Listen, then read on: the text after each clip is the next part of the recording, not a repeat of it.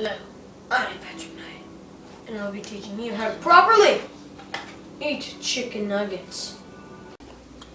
The first thing you do to eat a chicken nugget is take it out of the box, open the box.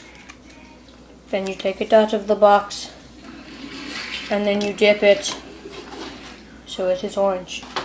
And then you dip it again so it is partially white, and then you eat it.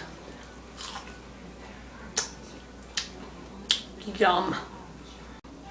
The next thing you do is take a drink of Coke product.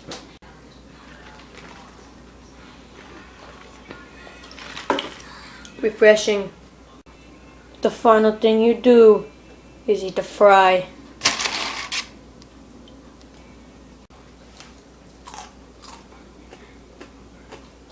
Crunchy. This is how you dispose of those unwanted fries.